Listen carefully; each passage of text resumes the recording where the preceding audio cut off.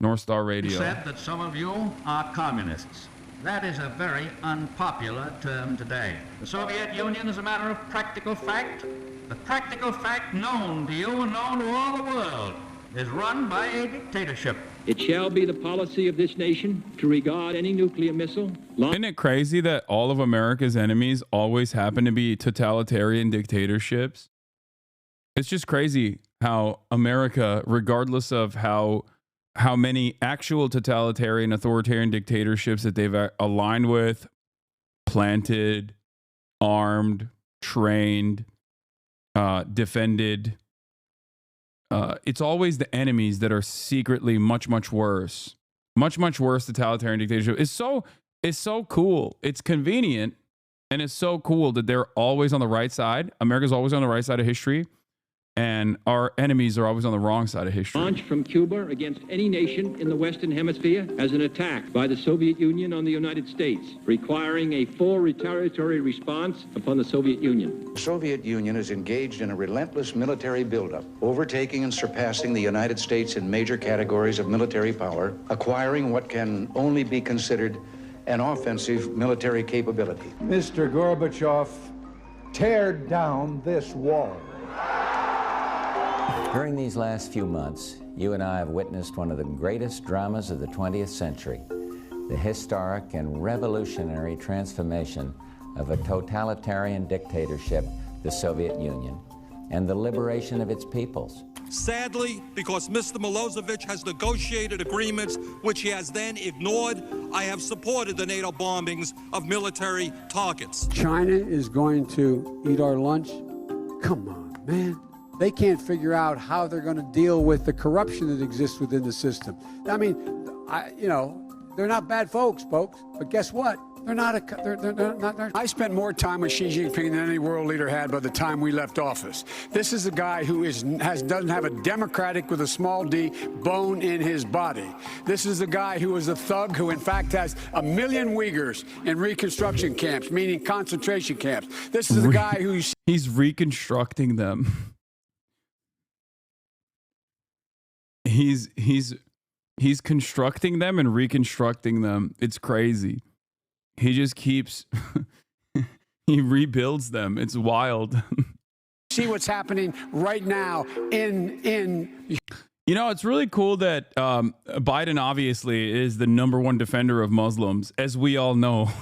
Famously, he loves Muslims and wants to protect them. And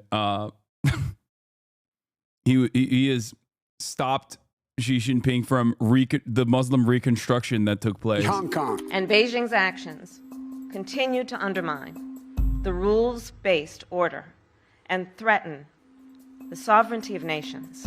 Yeah. In 1970, in the mountainous South American country of Chile, a presidential election was underway, where 83% of the country turned out to vote. Representing the Popular Unity Party, Salvador Allende. Yeah, I'm the Breaking Bad meme in the car going, no, don't vote. Don't vote for democratic socialism. Don't do it. No, they'll kill you. The OG 9/11 chat. A socialist came out on top, beating out his competition by a mere 1% of the vote. Interesting. And after only 3 years, on September 11th, 1973, communist dictator Salvador Allende was kicked out of office by the people he brutally ruled over. Why? Because socialism never works. It's true. He's right. In 1983, in the former West African country of Upper Volta, a violent coup d'etat led by communist Pan-African terrorist Thomas Sankara ousted the democratically elected government. After gaining control and naming himself prime minister, Thomas Sankara changed the country's name to Burkina Faso, land of the proud people. Totally unacceptable. What are they proud of? Socialism? You shouldn't be proud of that. Okay? You should have been the country of the shameful people because of socialism. Proud of what? I ask. But after only 5 years of violently ruling over his own people and doing absolutely nothing else, he was killed by the same people he claimed to represent. Why? because socialism never works. Yeah. In 1953, in the Southeast Asian country of Korea, after 3 years of the US military trying to emancipate its people from communist rule, the USSR-backed northern half of Korea split from South Korea due to Soviet pressure. And to this day, they continue to live under communist rule under the brutal Kim regime.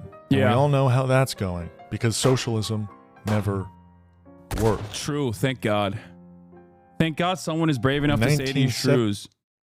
Thank God. 17. In the beautiful monarchical... Is this guy serious? No, chat. Why would I watch a video like this? Like, please, please, please, please. It's not...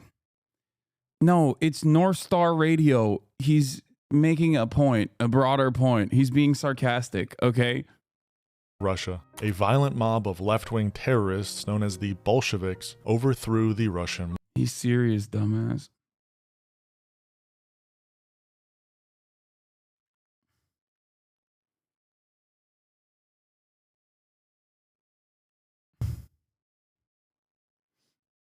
monarchy, ousting Tsar Nicholas II and brutally ending his entire lineage. Nearly 80 years. That was so unacceptable, honestly. Can you imagine the peaceful Tsar ruling over this vast land in the kindest ways possible? Famously, okay? Famously a much gentler monarchy. And all of a sudden, these peasants, they just rise up. These people, they just rise up in arms and take up arms against the peaceful, benevolent monarch. Like, what has he done? Nothing wrong. Nothing wrong at all. And then they just have this revolution. Gross. Grow up, okay? Things would have been so much better. Past of Russian communist rule, while at the same time invading and implementing communism throughout Europe, Asia. Better an enslaved peasant in desperate squalor than a worker with pretty decent living conditions? That's what I'm saying, dude. What? Like, oh, what's next? You're going to talk about how the Tsar was consistently implementing pogroms? Like, ugh, whatever, dude. Some people have bad vibes, okay? Many of them happen to be Jewish. But the Tsar, he knew what was right from wrong. Duh. Some people are traitors. Like, what are you supposed to do? You can't go against the mandate of heaven. A person who is appointed by God, anointed by God. What? Oh my God, what's next, dude? You're gonna tell me that men can't have hobbies like building 150 pipe bombs like the guy in Virginia? Thank God they let him go. America, ever encroaching on the last bit of democracy in the West. But after 80 years of brutal communist oppression, the Russian people finally had enough, rising up against their brutal dictatorship in the name of democracy, liberty, and justice for all. Yeah, and everybody knows the liberalization of the Soviet bloc was fantastic. I'll explain. When they were doing when suicide rates went up by like 7 million %, and an entire region of the planet basically fell into squalor, okay, and tried to, I guess, self-medicate by killing themselves by drinking way too much alcohol. And there was child trafficking and sex slavery around. This was actually good. I'll explain. It's sometimes good to go through, the hard times because it creates strong men, right? I've seen that meme online somewhere.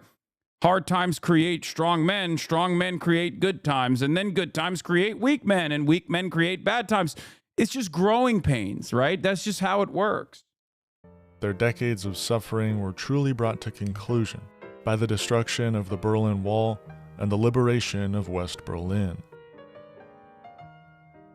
How did the fiercest communist regime in the history of the world eventually collapse by the mere power of its oppressed people? Because socialism never works. It's true. Facts. True facts stated.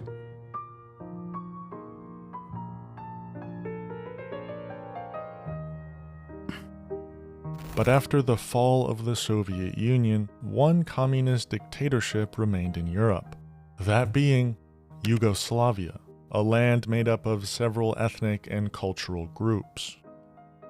But only a few months after the fall of the Soviet Union, Yugoslavia collapsed from within. Why? Say it with me now. Socialism never works. Socialism never works. Yeah, it's true. Gentleman from Vermont's recognized. Rest in power, Tito. I thank the gentleman for yielding. Mr. Speaker, the Constitution is very clear. It is the United States Congress which has the power to determine issues of war and peace and to decide whether our young men and women are put in harm's way. It is the President who is the Commander-in-Chief of the military. It is the Congress which determines whether we use that military. I have heard today that some people think that the U.S. participation in Kosovo now is unconstitutional. They're right. But the U.S. participation in Vietnam, Grenada, Panama, and many other conflicts which took place without congressional authorization were also unconstitutional. Sadly, because Mr. Milosevic has negotiated agreements which he has then ignored, I have supported the NATO bombings of military targets. Sorry, I'm stupid as hell. I'm still a normie, truly, but Tito was a dictator, right?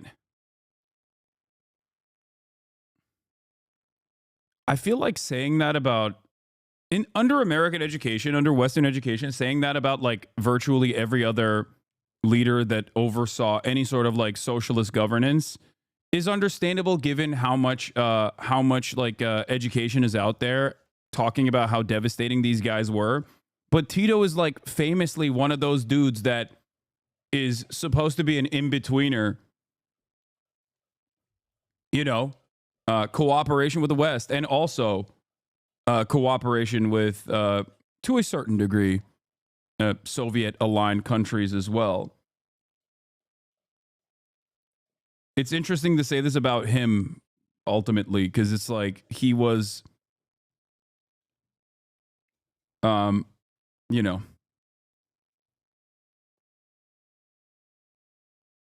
he was definitely someone who worked with the West a lot.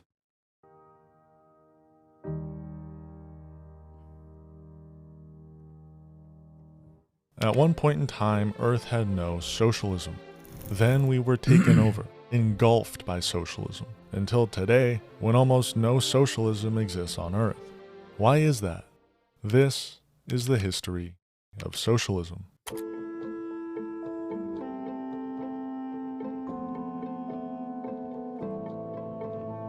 Vladimir Lenin is viewed as the father of socialism, the man who orchestrated the October Revolution. A group of anti-capitalist Bolshevik terrorists stormed the Winter Palace and brutally ended the Romanov lineage, and after doing so, implemented communism all throughout Russia. For the next 60 or so years, Russia was catastrophic for the underdeveloped world. Invasion after invasion, Russia was spreading communism all throughout the globe, like it was an infectious disease searching through every alley and stairwell for its next victim, steadily building what we now know as the Soviet Union. Spanning all the way from Soviet-backed North Korea to the Soviet Republic of East Germany, the USSR had a chokehold on freedom and independence, even going as far as to invade Afghanistan, an inhumane act for the sole purpose of spreading communism. This was truly a dark time in Earth's history. However, for whatever reason, one by one these communist dictatorships began to collapse, turning away from the dark side overnight. The USSR, done. East Germany, collapsed. Vietnam, cooked. Chile, donezo. Yugoslavia, bye-bye. And just like that, good was returned to this earth. But that's easy. That's understood. That's just history. The reason I'm here today is to answer the one question that is on everyone's mind. Why did these countries collapse? How did these countries collapse? Did society just become lazy? Maybe no one wanted to work because everything was handed to them. Were these dictators hoarding all the wealth for themselves and their friends? A phenomenon all too common in the history of these socialist countries? And something that does not exist in capitalism, famously. Okay? I just want to reiterate the point. The accumulation of wealth at the top in the hands of the few. Okay? This famously is not a product of the dictatorship of the bourgeois. They know better. They are producers. They are wealth producers. They know what to do with the money. You and other peasants like you do not understand. You will never understand how difficult of a journey it is, how difficult of a process it is to actually make capital accumulate. You can't, if given to you, all of that wealth, if distributed evenly, if distributed across the laboring class, by virtue of how much they're actually contributing to the output, how much they're actually contributing to the value, that would be devastating, completely devastating, because you would just squander it. You would buy, I don't know, silly things like Warhammer 40K figurines or something. That's what you would do. Whereas the wealthy, they know how to use it. This is why socialism always fails.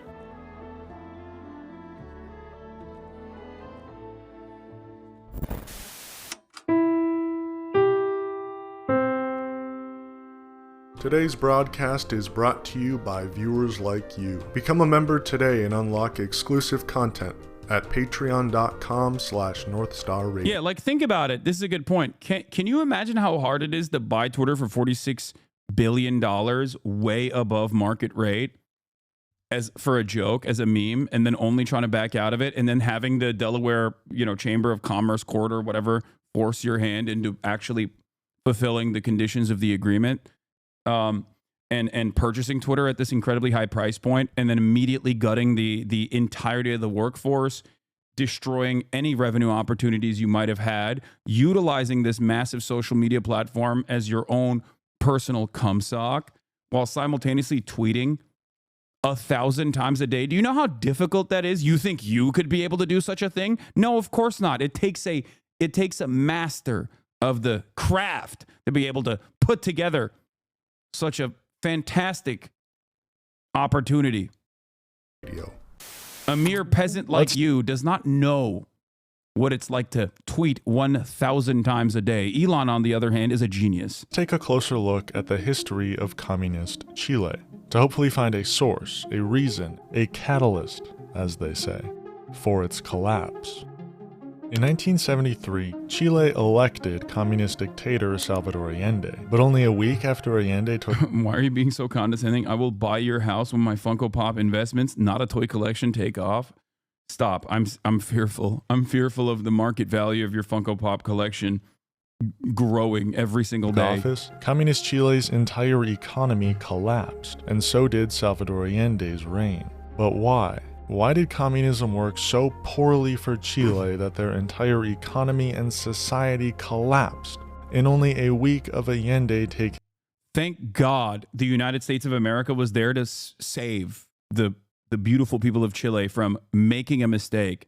They democratically elected this guy, not realizing how scary and bad it is, and how they would be in a brutal authoritarian dictatorship. So I think America wanted to show the people of Chile a lesson. They wanted them to understand that it would be really bad if you had a democratically elected socialist leader. So what's really better is to liberate you from that and then plant a puppet dictator who will do brutal military dictatorship stuff. But that's only as a lesson, to show you how bad it could have been if Salvador Allende did those things. Office. Yeah. Well, Communist Chile was quick to implement government handouts. Left and right, they threw money at every poor, sick, hungry, desperate individual they could find on the street. Unacceptable. And overnight...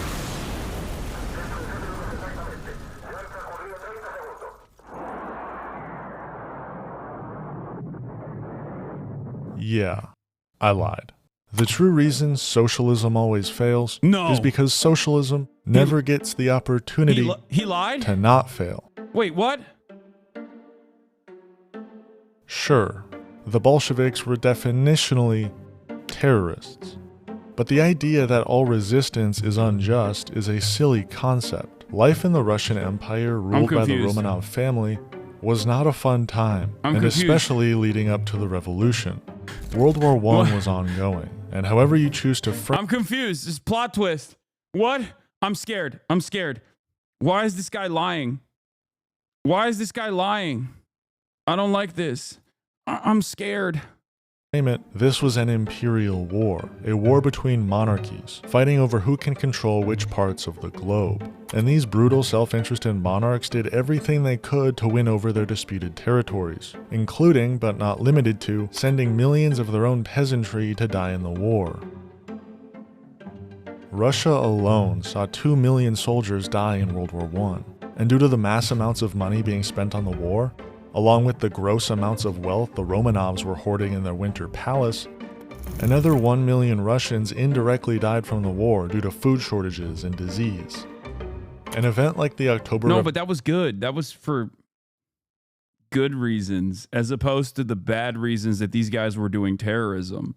Revolution doesn't happen in a vacuum. This was a deeply brutal monarchy, hoarding wealth and leaving their supposed people in ruin and famine for the sole purpose of their imperial pleasure. And once the working class of Russia seized power from their brutal monarchy, the United States immediately did everything they could to squash the Bolshevik government and any sort of spread of communist values, as it was a threat to their colonial profits. During the Russian Civil War, fought between Bolshevik revolutionaries and the remaining factions of pro-monarchy Russians known as the White Army, the United States supported the White Army with money, weapons... Wait, what? I don't understand. Why would the United States do that? What's next? You're going to tell me that the United States also supported logistically the Batista regime in Cuba when the Cubans also were having their own revolution later, you know? Decades later? There's no way. Stop. What's next? Are you going to say that America planted a puppet dictatorship, a military dictatorship in Chile, the one that you just talked about beforehand? There is no way. America is never on the wrong side of these things. I don't understand. I don't understand why people are saying that. What is going on? And anything else they needed to destroy the Bolshevik movement. The United States also imposed economic blockades immediately following the October Revolution as an attempt to starve out the new Bolshevik government. And although the United... Wait a minute. Once the side that America ends up funding and supporting fails, they try to implement brutal blockades in an effort to starve out the population for the crimes of going against our wishes. I mean, back then, America also was not like a massive power player either, by the way. But it's interesting that it's very one note. The United States had to ally with the Soviet Union during World War II to defeat Nazi Germany. The Second World War II came to an end. The Soviet Union became enemy number one until its unfortunate demise in 1991. Alright, let's go through these as fast as possible. In 1948, the United States enacted the Marshall Plan, giving loads of funding to Western European countries after the war to rebuild. But nothing went to the Eastern European countries or victims of Imperial Japan, who faced the brunt of the death toll, including 20 million Chinese people, which no one seems to ever mention. In March of the same year, the United States and its Western European allies enacted a trade embargo of advanced technology like computers to the Soviet Union. Okay, to be fair though, had they considered not being led by the nationalists rather than pushing them out all the way into the island of Formosa, rather than be controlled by a communist government, which would, of course, potentially align itself with the Soviet Republic. I'm just saying, the Soviet Union and its sphere of influence was growing, and that's genuinely devastating for America's interests. So I don't think that's an appropriate thing. So yeah, no, even if you have 20 million that die, okay, under brutal imperial Japan's horrifying war crimes, okay, ultimately you don't need that money. You know, you can deal with it on your own. Union, drastically limiting their ability to rebuild post-war. The next year, in 1949, NATO was established, which today seems to be understood as some sort of world police, but was originally designed with the sole purpose of intimidating and combating the USSR and their humanitarian efforts across the globe, stopping any potential expansion into Western Europe. The next year, in 1950, Radio Free Europe, an anti-communist radio broadcast, was founded, designed to expose Soviet citizens to Western ideas and spread lies about both communism and Western capitalism in hopes of creating dissent within the USSR.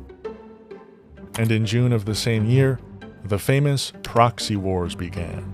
First, in Korea. The free nations have learned the fateful lesson of the 1930s. That lesson is that aggression must be met firmly. Appeasement leads only to further aggression and ultimately to war. Our worst gay president. Abraham Lincoln, our best gay president. Truman, our worst gay president. Following World War II, Korea was split between the US and the USSR. But when talks of reunification were widespread throughout the country, the United States installed a far-right authoritarian anti-communist president, famous for his suppression of left-wing movements and the Jeju Uprising, where 14,000 civilians were killed by the US-backed South Korean government.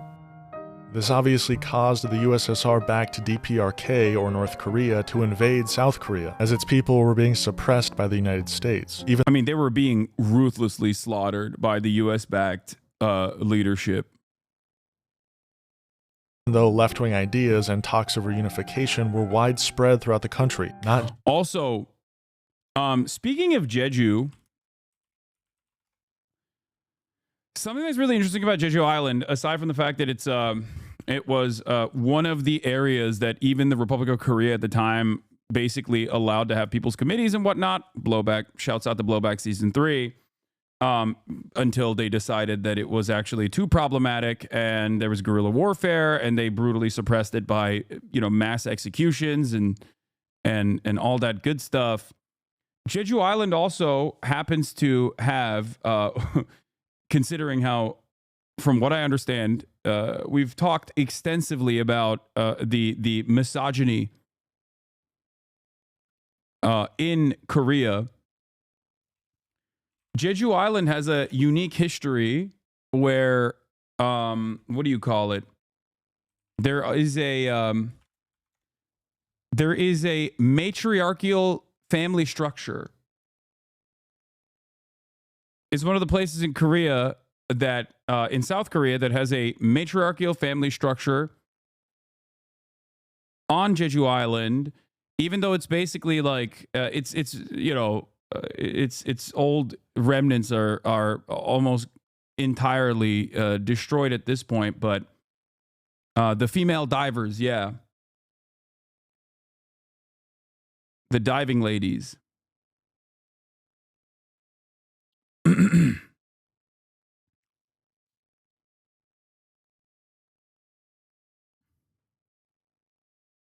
The sea women, Hanyo. Did I say it right? It's the matriarchal structure that they have where women go dive and the men stay at home.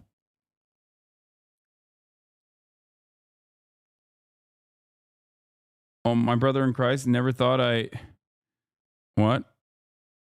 How about James Buchanan? I'd say Buchanan is the most iconic gay president, but also the worst Lamau. My brother in Christ never thought I'd see the day I disagree with you. Wait, about what?